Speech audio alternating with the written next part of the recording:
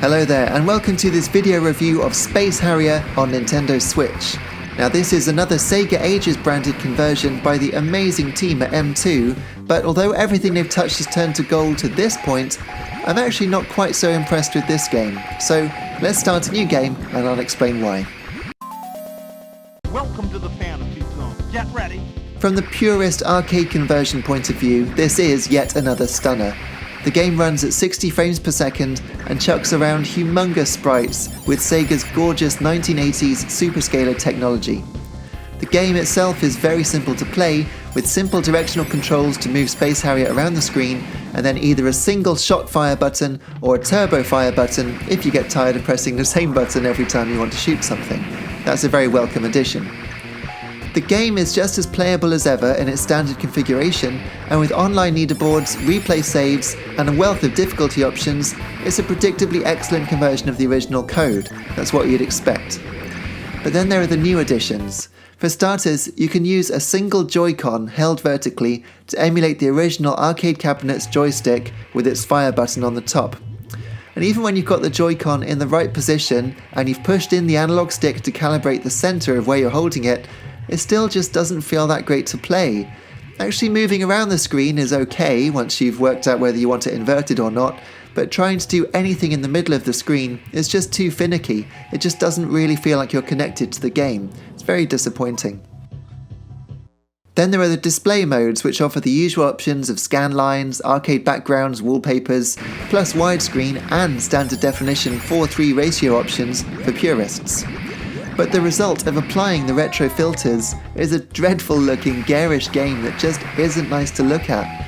The smoothing option alone is alright if you like that sort of thing, which I don't, and being able to play in widescreen with the sharpest direct multiplication of the original pixels is great. It looks absolutely superb like this.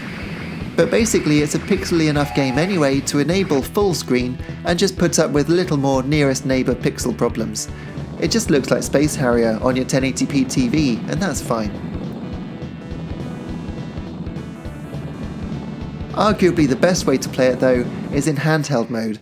The game looks absolutely gorgeous on the Switch's 720p screen, and the sound is fine through the comparatively tiny speakers. Indeed, playing through my TV, which has been connected to my hi-fi since I got it, it actually sounds pretty muffled, which I really didn't expect. I've owned this game in many guises, and this version just doesn't sound as good as my Saturn version, for instance, through the same setup.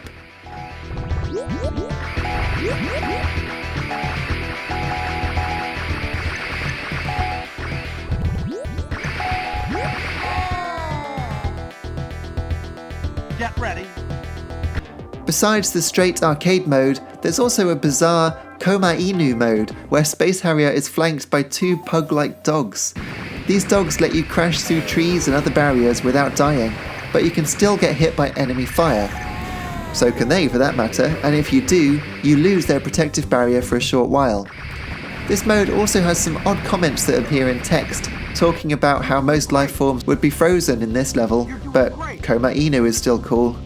I think you're supposed to love Koma Inu, but I find it obscures too much of the action, and that checkerboard shield effect looks dreadful.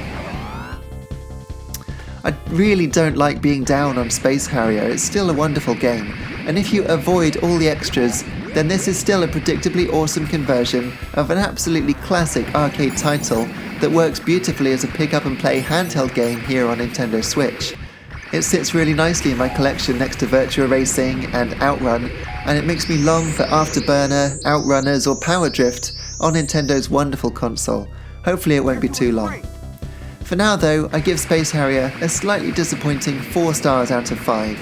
As I say, the game itself is still superb and it is converted beautifully. I just feel that, for once, the extras have taken away from it rather than adding to the experience. Well, that's all for this video. Do let me know in the comments if you agree or disagree with me, and please do hit like and subscribe for more gaming videos, music and more. Thanks so much for watching, and I'll see you again soon. Cheers.